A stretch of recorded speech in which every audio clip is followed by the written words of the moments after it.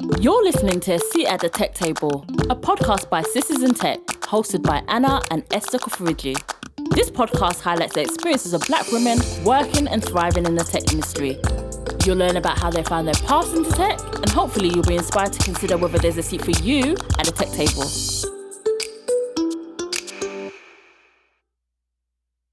Today's guest is Uyai Effiong, an Ontario-based merchant success manager. Hi, Uyai. Hello, it's so great to be here. It's great to have you. Thank you so much for joining us. Thank you. No problem. Uyai, tell us about yourself, who you are, where you're from, and what you do. I'm sure you don't want me to tell you my life story. So, like, how far back do you want me to go? As far back as you want to go. Back. Take us back. Take us deep. Okay, maybe I'll start in college. I feel like that's a good enough starting point. Mm-hmm. So it's funny because I actually started off, doing a degree in computer science at the University of Texas at Austin. The key word there is started off because I got in there, and after the first 2 semesters, I was like, yeah, computer science is not for me. I think I got in there and I was like, yeah, this can't be, like, there has to be more to life than this. And so I went from the frying pan into the fire. I switched into engineering, which was really it was hard. It wasn't easy at all, but it was a better fit for me. And I found myself able to do the work and keep up with it and graduate. And so that was that was the key thing for me. So I guess, lesson number 1, if something's not working for you, you're not a tree, you can move. So yeah. Mm-hmm. You said computer science wasn't for you. What exactly made you realize it wasn't for you, and how did you make a decision to switch into chemical engineering? So I think the way they started us off was with a lot of logic, which, in retrospect, it makes sense because, you have to kind of understand what you're trying to do before you start all the coding, right? So you can't just jump from, being a freshman into, writing code and just building all kinds of things. I mean, unless you're super talented, you might be able to do that. But they try to ground all the undergraduates in the logic behind computer science. And I think that's the point where I kind of fell off and I was like, I don't want to sit here and think about, the whys and the just it was just really abstract for me. I didn't feel like it was applicable to what I thought I was going to be doing. And so it was just a really big disconnect for me. Now, moving over into engineering, yeah, there is a lot of theory, but I think that we got into practical things a lot faster. So, you're doing labs, you're doing experiments, you can actually touch and see things and switch around variables in the lab and actually see changes happen. So yes, I still did a lot of theory, but for me, that was the part that was more exciting for me. I've always kind of liked to play around with things and see things happen. So that's why engineering worked out a lot better for me. Okay, so it sounds like you're more of a practical kind of person, hands-on. I am. Mm-hmm. So in terms of making the initial decision to do computer science, what did you envision that you would be doing? So practically, how did you see the course kind of being run, and what were the things that kind of excited you to even take that course? I just kind of want to get a good picture of exactly what you intended or anticipated that you'll be doing. Mm-hmm. So I think in high school, I had done a little bit of coding. So I'd had some practice with coding and with kind of writing, short programs. And somehow, I guess I thought that I might want to do this for a living. In high school, you don't you don't think that deeply about what you really want to do. I mean, you're 16, 17, 18, and you're like, yeah, I kind of like that. Maybe I'll do that. Maybe I'll be good at it. I mean, we shouldn't really be trusted with life decisions at 16 or 17. So yeah, but I had done a little bit of coding in high school and I thought, okay, maybe I could do this. And so that's why I applied for a computer science program and I got in, but I got there and I decided that, this really wasn't for me. Okay. Mm-hmm. We're going to get into like the depths of your route into tech and what you do at the moment, but just to give maybe more of a summary as to what you are, like what your profession is and what you do for a living, if you can kind of describe that a little bit. Okay. So I think the one theme that's been running through my career has just been the fact that I've always enjoyed working with businesses of different sizes. So after school, I had a bunch of jobs and I've had a bunch of volunteer opportunities, mentoring opportunities. And the one thread is that it's always been me working with businesses in some way, shape, or form.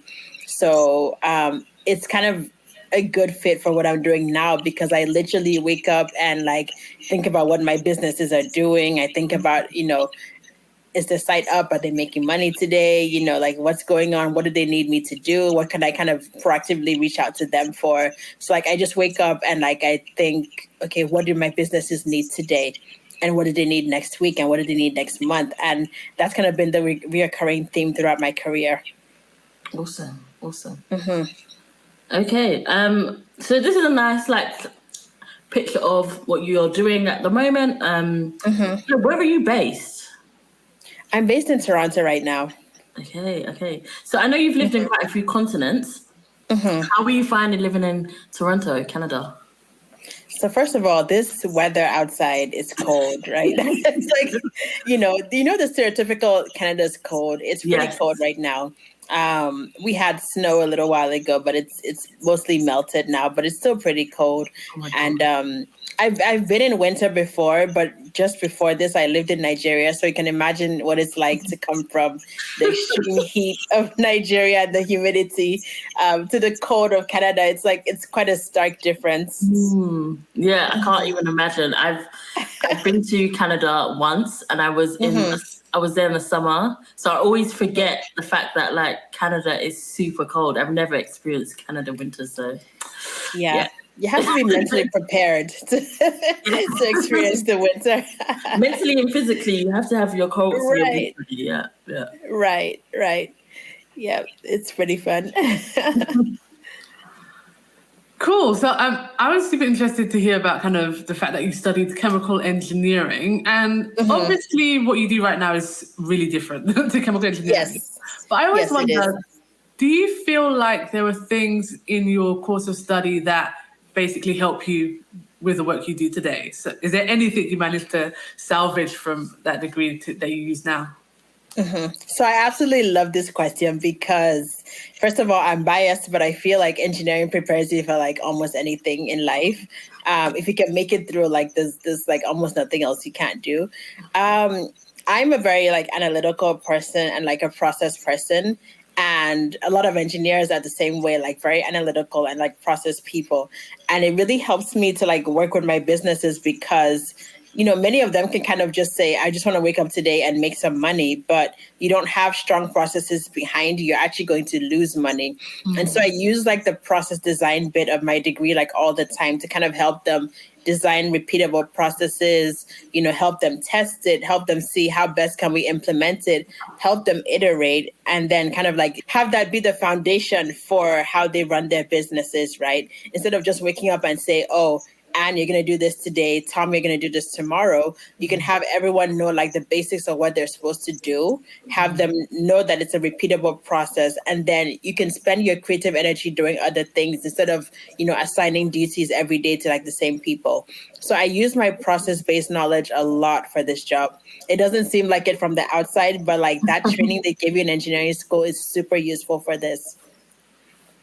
That's amazing. Yeah, love to hear that. So obviously you moved on from chemical engineering. Did you kind of enter the industry a little bit with your first few jobs, or did you kind of finish the degree and turn your back completely? It's actually interesting. So while I was getting my engineering degree, I got a minor in business as well. And then I wasn't really sure what I was going to do then. I did go into the industry. I worked for a year. I did my NYC at ExxonMobil. Shout out to the oil industry for like the 1 year that that I was with y'all. So I did that for a year. I actually worked as a reservoir engineer for that 1 year, just helping understand reservoirs, trying to figure out how much oil is in them. You know, it was kind of fun, but I think I knew of a few, like, I knew a few months into doing that job that I wasn't going to make a career out of it. You know, it was good to have a little bit of experience, but I think even in that 1 year, it was pretty clear that that wasn't the right, like the work was super repetitive and it wasn't exciting for me. I can see how it could be exciting for other people, but I just felt like kind of stifled and I felt like I was doing the same thing every day.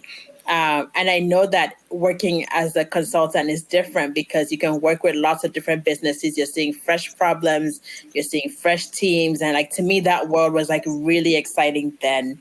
And so I knew that, you know, working in the oil industry wasn't going to be a long-term career for me at all. I want to kind of dig into that decision because I'm always interested in like decision points in people's lives and like, what was your thought process? So you've been at this company for a couple of weeks, months or whatever, and you're now sitting down and saying, wow, can I really be here for the rest of my life? Like, what was that process that you went through? Yeah, so I think I've always kind of been very decisive about when I don't like something, like it's time to move on. So like just the same way when I was in college and I was like, yeah, computer science is not working out for me. I need to do something else. And I got up and moved.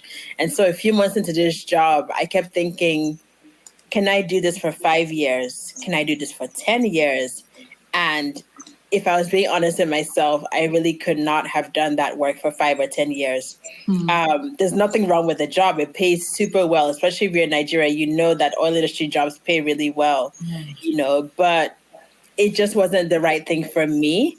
And I knew that if I was going to be bored at work, I wasn't going to be giving my best. I wasn't going to be fulfilled. I wasn't, you know, I just wasn't going to progress. It would just be like a job that I go to, you know, put in the time and like get paid and go home, you know, and I really did want more out of my career than that. And so, you know, I spent time during that year talking to different mentors in different fields, you know, talking to some of my dad's friends, talking to like, you know, people in other fields as well. I even set up like chats with like people that I followed on Twitter, you know, just to find out what were they doing, what are their jobs like, you know, because I really, like at that point, I wasn't sure what I wanted to do next, but I just knew that I didn't want to do that particular job for a long time.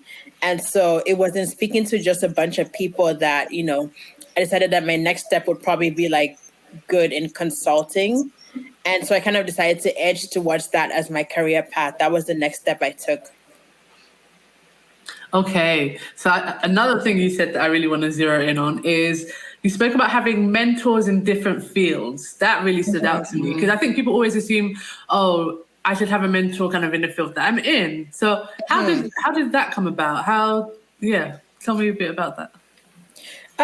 So if you ask some of them, they probably wouldn't even tell you that they're my mentors, right? They're like people I talk to about different things. Yeah. And so, you know, I don't believe that a mentor has to be a formal, you're my mentor kind of relationship, but these are people I talk to about different things. Some of them are like, you know, my dad's friends that he's known for ages, and I've seen them like in different careers and doing different things, you know, so I was able to speak to some of them, you know, by leveraging on my dad's relationship with them. Some of them were like friends, you know, like older friends, right? I have people like, I don't have an older sibling, but I have older cousins who are friends that I'm close to. And so I could kind of ask them, like, maybe they're like 4 or 5 years into their career. What are you seeing? How is it like? What do you do? You know, just ask them about their jobs. And some of them like they love their jobs and they can tell you what they're doing. They can tell you what they like, what they don't like, you know, what the different challenges are. And so it was just like through a bunch of like formal and informal relationships, right? So I didn't have someone like I could officially say, okay, this person is like a mentor, like it's like an official title. It was mostly the relationships that my family has built and like my friends have built, you know.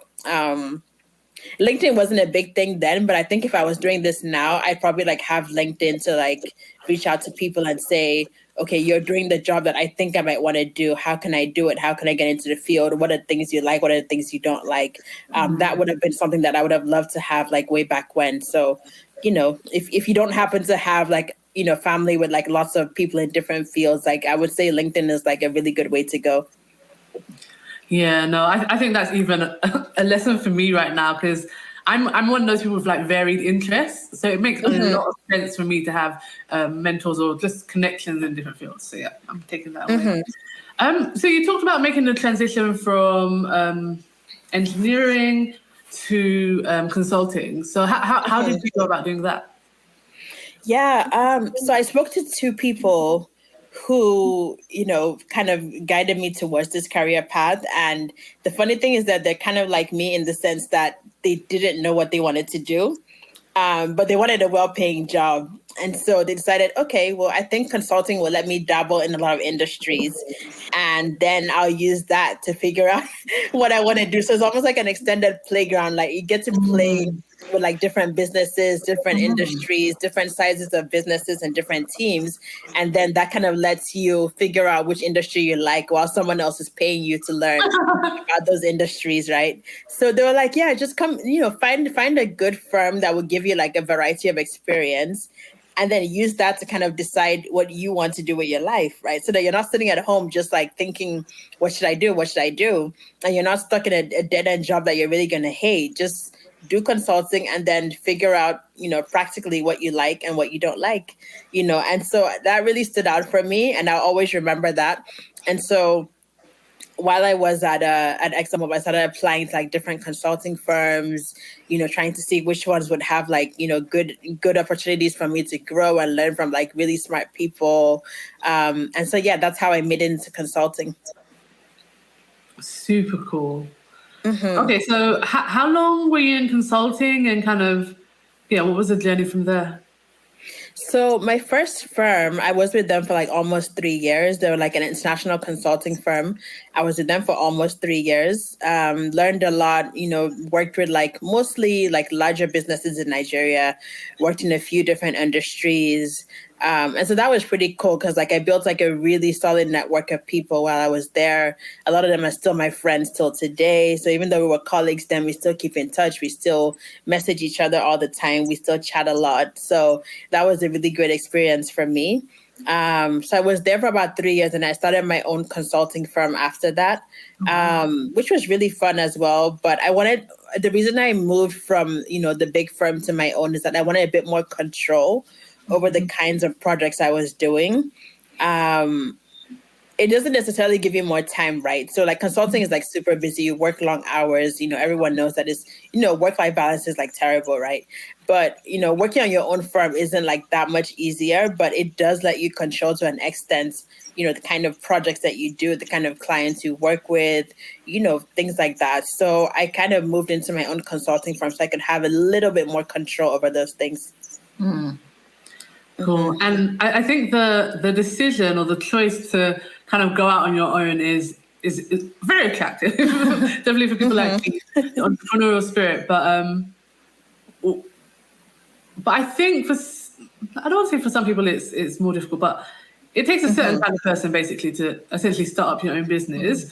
So what do you think kind of is in you that kind of made you brave enough, if you want to say that, or just kind of have that determination to start your own thing? Yeah, so I think for me, I've always been the kind of person that, if I did wake up today and decide to like make a particular decision, then I would do that, right? So, in college when I was done with engineering, with computer science, I got up and changed. When I was done with working in the oil industry, I got up and I changed as well. So I think it got to a point when I was working to that firm and coming home at 11 p.m. at night. And I was just like, you know what, I don't have to do this. Like life doesn't have to be like this. Again, like I'm not a tree, like I don't have to be here. So instead of sitting here and like being unhappy and like burning out, like I really do not have to be here. So I've always been that person that gets up and like moves. So like, once you learn that you're not a tree, like life is like life is a little bit like easier for you because you can just decide, okay, you know what, I'm here for now, but like, I don't have to be here next year or in like 5 years. I can just get up and make a decision for myself and like, do what I want to do.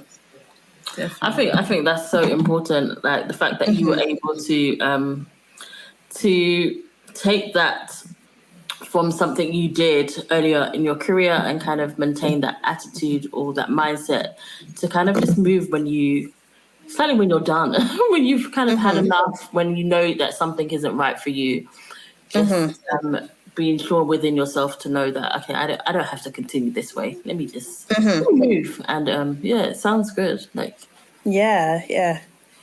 Yep. So, yep. And then I guess, yeah, and after I was done with that for a while, I decided, okay, I kind of want to go back into the corporate world, but I was kind of very picky about the kind of companies I wanted to work with. So I knew I wanted to work in like a tech or an e-commerce company, right? So that narrowed down my list of companies to like very few.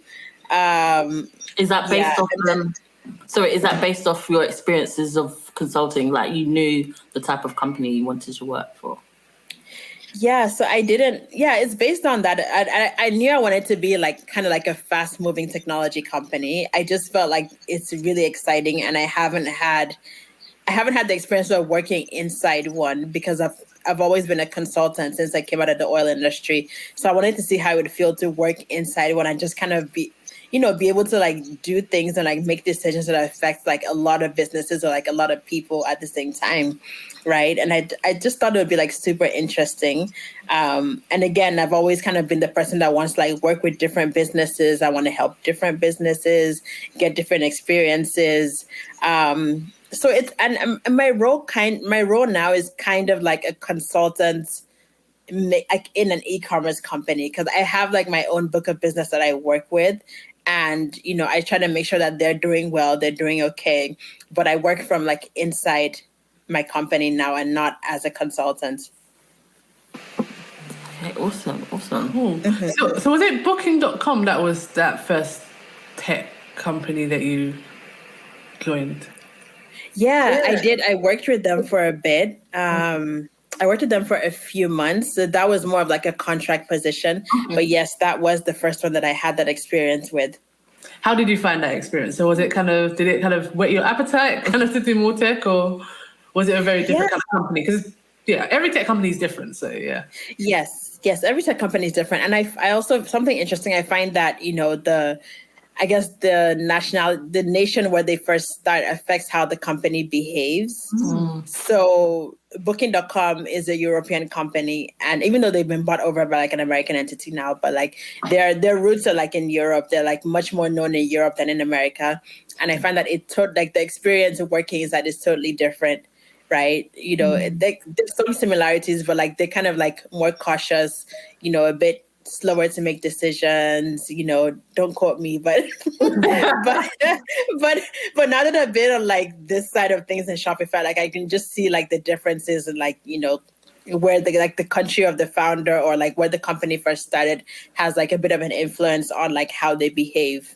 So even though they're both tech companies, there's a bit of difference. Super interesting. It's really, really interesting, just in terms of like what you're saying, and even more so for you because you've lived and worked in different countries, and it seems like you've been in different continents. I'm sure like this international perspective has had somewhat of an impact on your work. Would you say that's true? And what kind of impact has it made on your perspective and impact on the work? Yeah, it has. Like I think when I was in consulting, I was able to use it more, just because when I had my own business, I consulted for like businesses in like different areas of the world, and so when you work with someone who's like an American founder, you have an idea of how they're going to behave. I'm not going to be stereotypical, so I'm not going to go down that route. But when you're working with someone that like lives and works in Lagos or lives and works in the US, that they're going to be like more fast paced, right? So things are going to move quickly. In Nigeria, it's like that hustle spirit. So people need to hustle, people need to move, people need to make money, right? And it's almost like the same thing in America. Someone that, lives and works in Europe, want to like dot their I's and cross their T's a little bit more, they take a little bit of time to get back to you. You probably will not get an answer to your email after 5 p.m. When they go on vacation, they go on vacation, like they're like gone, so you will not hear back from them until they are back, like that's it, so it's just there's some small cultural differences that you have to be aware of. I'm sure. But right now, most of the businesses I support are like in the same geographical area, and so like I don't have to like I guess code switch between this person works in Europe, this is how they're like, versus this person works in Lagos, this is how they're like, versus a little Kenyan brother who's like on the other side as well and like has his own little idiosyncrasies and all that. So I don't have to use it as much right now, but it's always good to like keep in mind. Absolutely. No, I think it definitely would have had some kind of impact, and it sounds like it does. And I also feel like it gives you a broader perspective and makes you extremely mindful, I guess, when you're working with your clients. So that's This amazing. is true. Yeah, it does. So you're currently a merchant success manager at Shopify. I am. Tell me about your current role, what you do day to day. So yeah, tell us. Give us the juicy Great. stuff. So Shopify is really awesome, by the way. So they don't. In case my boss is listening, I'm a in case my fan. boss is listening, Shopify is really awesome. So no, but I really like it. It's been a great year. We just came off of like a really good like Black Friday period. We're just celebrating the fact that our merchants, those are our businesses. They've done like really, really well this year. But what my own role is I'm kind of like, I guess I'm kind of a consultant for like the larger businesses on our platform. So just kind of helping them with strategy, helping them figure out ways to like leverage our platform a little bit better, figure out ways for them to like use automation where it's necessary, and also to like add a human touch where it's necessary, and also just kind of like a sounding board. Like I might get a call today that says, "What do you think about this promotion?" or "What do you think about like this strategy? Can we do this? Do you think our customers would like hate us if we said no more free shipping?" Just things like that. Like they just ask like all kinds of questions, and we're kind of there to like support them and like be a sounding board for their strategy and for their senior management teams. Yeah. This is so And then of course cool. we help them with like the little e-commerce things as well. Sometimes it might just be as simple as like how do I do this discount so like my customers can get some can save some dollars, or like how do I do this or that, and that's what I help them with every day. This just for me, from what you said, sounds like the perfect role for you, especially from the background that you've come from. But what I want to know and really understand and get our listeners to understand is, how did you know that this will be the right next step for you in your career, like this specific role? How did you go about getting into this role and knowing that it will be good for you? So I didn't know it would be good for me until I applied. I applied to several, so I had like a short list of several companies I wanted to work for this year. I think it just got to a point where I was like, okay, I've done my consulting thing for a while now. I've done my own business. What's the next step for me?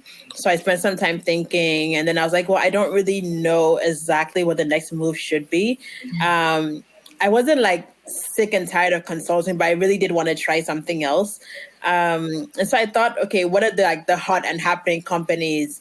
I looked at Google. I looked at I looked at Shopify. I looked at a few other ones as well. And so I was talking to a friend about the roles that Shopify was hiring for. And she was like, oh, I've heard that they have this great role that helps to take care of like the businesses on their platform. And I was like, oh, okay, well, let me see it. So she sent me like a copy of the job description.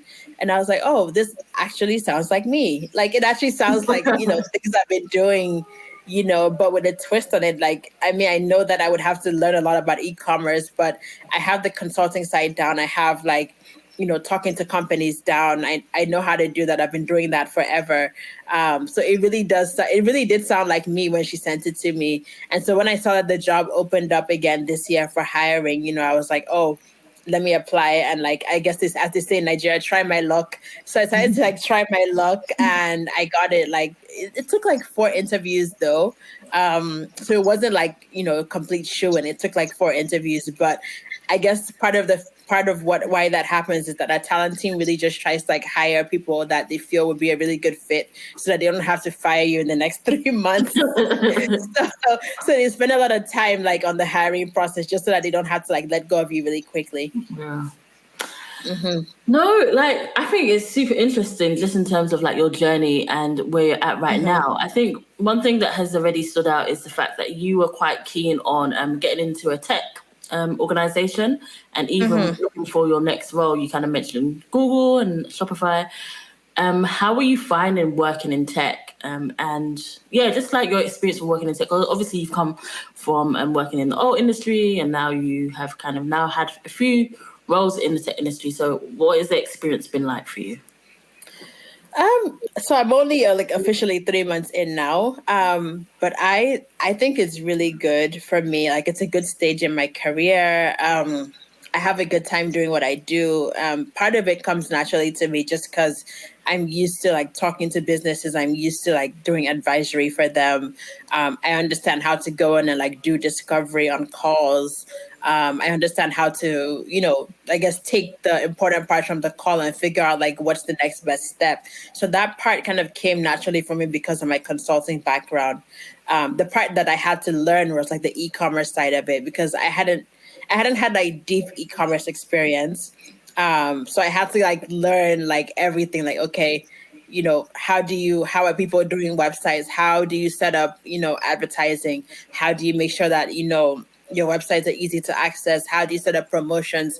How do you, like how many people are ordering? Like just looking at everything to do with websites, looking at, basically everything to do with e-commerce, I had to like learn from scratch. That's the part that, took a while for me to, I guess, get up to speed. And I wouldn't say I'm up to speed now. Like I don't even pretend to be up to speed. But at least now I know where to look to find information. And then it helps that I'm also like really analytical.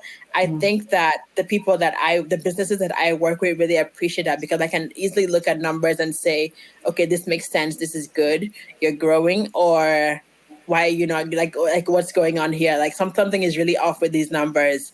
And so that bit, from way back in engineering has been super useful for me. I can even say that's been very helpful till today. But learning e-commerce has kind of taken a while. Like it's taken a while to like really feel like, okay, I'm starting to know what I'm doing. But it's coming. It's coming. I'm getting there. Yeah, absolutely. This is good. This is interesting. I think, especially having been in your role for just a few months, it sounds like you're growing. It sounds like you're enjoying it. But what I'd like to know is what you're enjoying most about your role. So obviously you've spoken about some of the challenges and how you're developing, but what are you enjoying?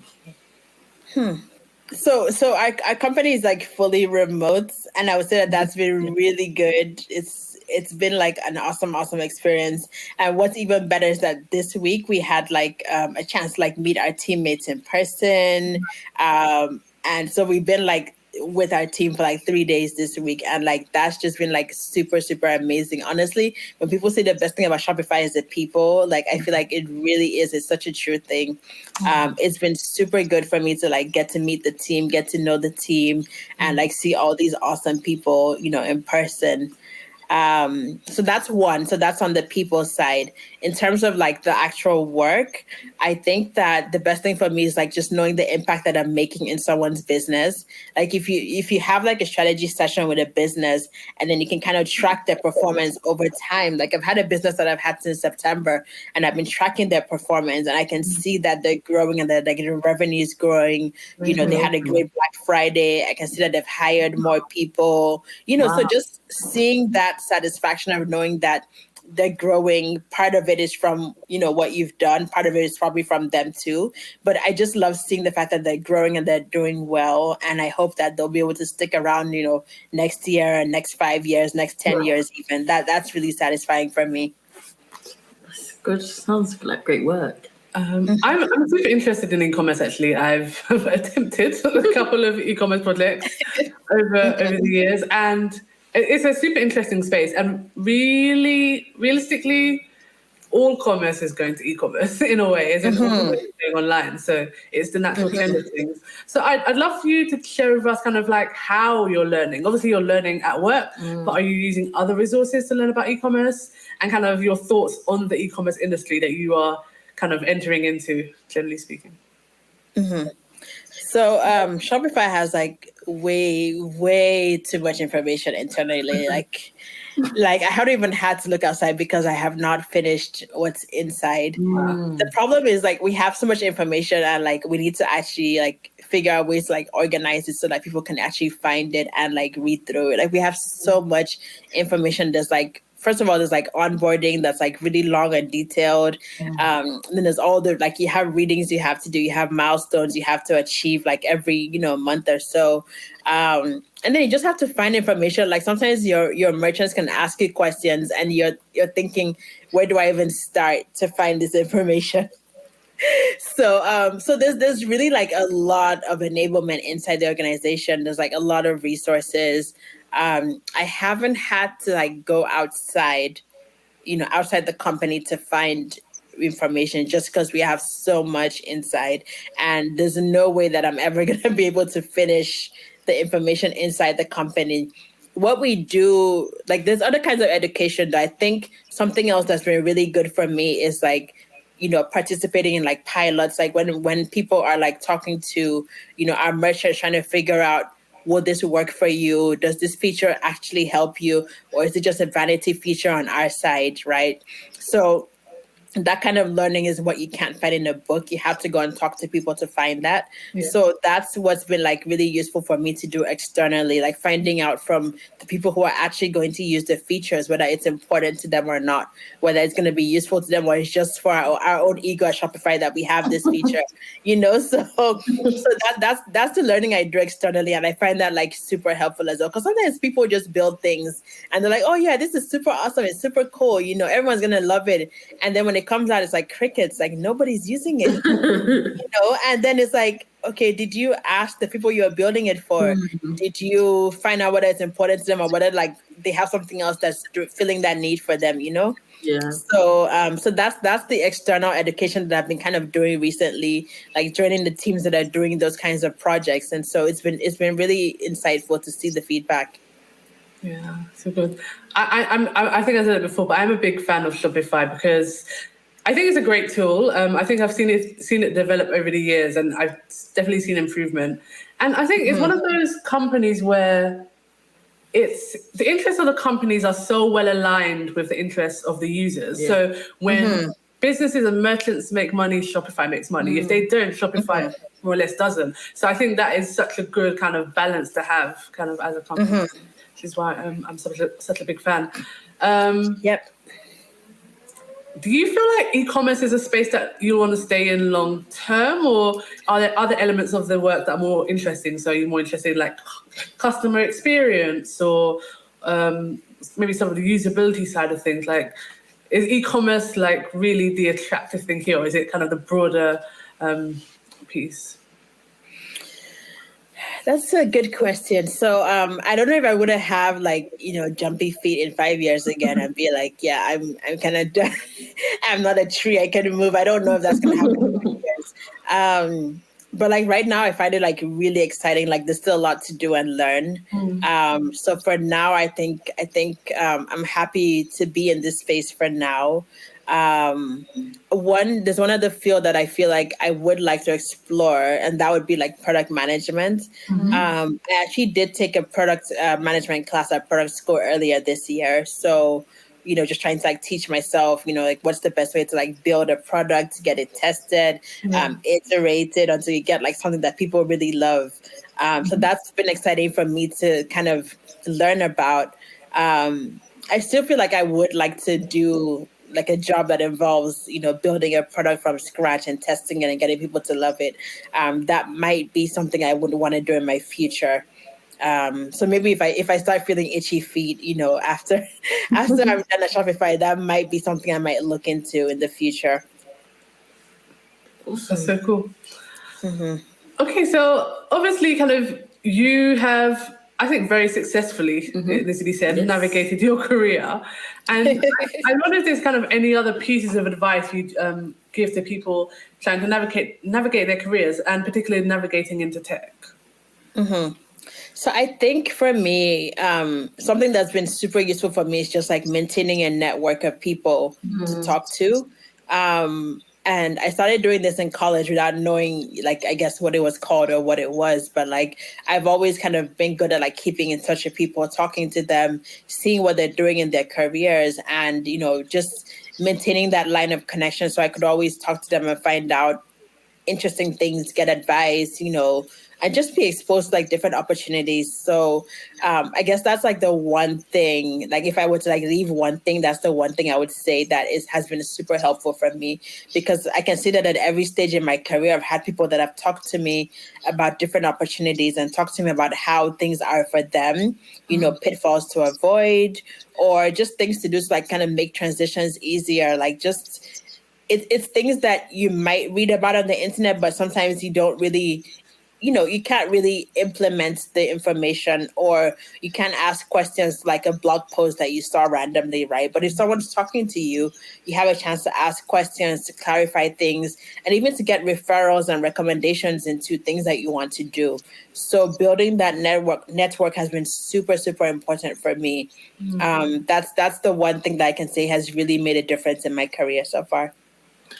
And how do you actually practically do this? So obviously you've worked in quite a few places, and college I'm sure was like quite a while ago. So how do you practically keep in contact and maintain these networks? I do different things. So I have like a reminder to go on LinkedIn, like maybe once or twice a month. So I go in, like check out what people are posting. If I see someone I want to keep in touch with and they made a post, I will comment on their post or just send them a private message, you know, saying, hey, I saw this, you know, that's kind of cool. Just something to keep the conversation going. So I do that on LinkedIn. I also have a list of people in my Evernote as well that, you know, I would like to touch base with at least once in 6 months. Obviously it's not everybody, it's not like 800 people in that list, right? It's they're like, maybe I would say, I don't know how many, but like I know that like probably like around 30 in that list, like 30 of my professional contacts that I really want to keep in touch with. I feel like they have stellar careers. I feel like they have a lot going for them. And so on that list, I try to reach out to them at least twice a year. If we're not already in contact about something else, I'll just try to like send a random message. Hey, thinking about you. What are you doing now? Let's catch up over like, you know, Zoom or Google Meet or something. So that list is like a short list of about 30 people that I just feel have like really interesting careers. And then obviously if I see someone doing something good and like they post it on their Instagram, I'll just, you know, chat and say, congratulations, how did you get there? What did you do? And it doesn't have to be like a formal Zoom or Google Meet for those ones. It can just be like a few messages like on Instagram even, or WhatsApp that says, okay, how did you do that? How did you get there? You know, like, how are you finding things at this new place? Just to kind of keep in touch and like keep conversations going. Also very helpful so that when I need like a Google Meet or a Zoom or a referral, like I'm not just, you know, blindsiding someone I haven't spoken to in like 4 years, asking, hey, can you refer me for this thing, you know? So yeah, you got to keep the relationship going before you actually need something. Yeah. 100%. Okay, so we've talked about kind of the working life, the professional life, but I always want to kind of bring balance to the conversation. So what do you do outside of work? What is your kind of fun activity or your hobby or something like that? I watch Netflix. I watch movies. I've seen like everything in like the Marvel universe, like everything, like everything. Yes. So I've seen from like the first Iron Man to like, you know, all the little series they're doing now, like Loki, you know, Hawkeye, like all those little ones that the little mini series they're doing now.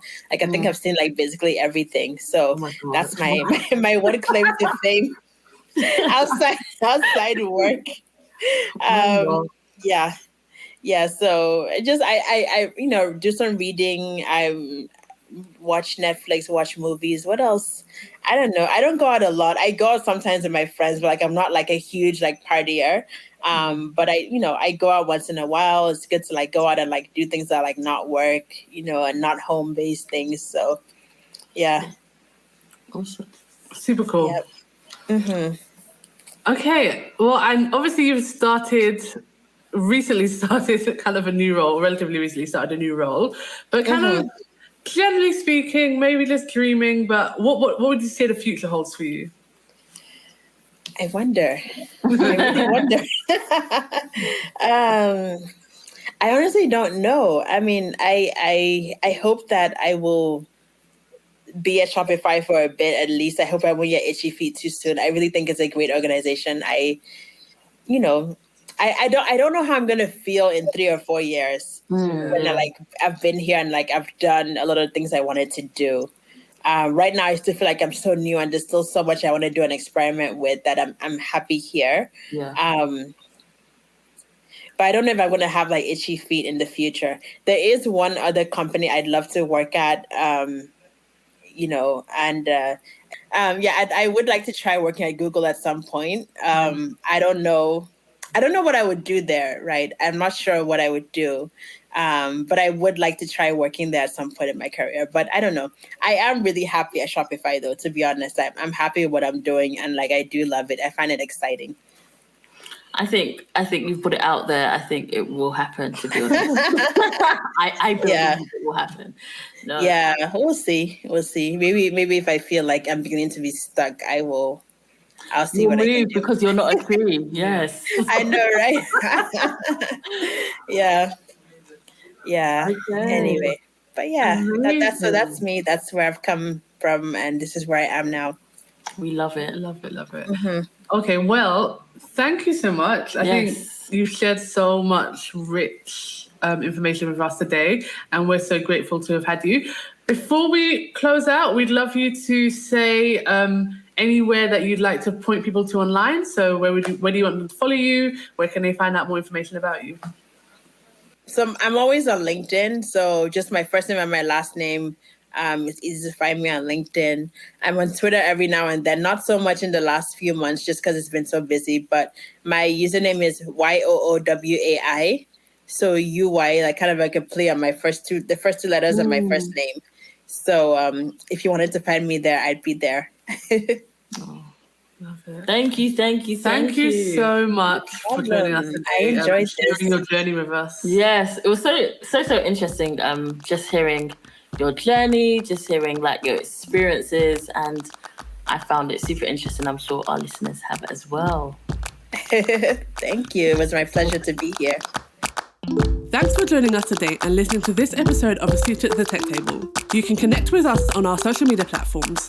Just search @SistersInTech on Twitter and Instagram, and check out our website www.sistersin.tech to see what we've got going on. Don't forget to leave us a review on iTunes, and we'll bring you the next episode soon.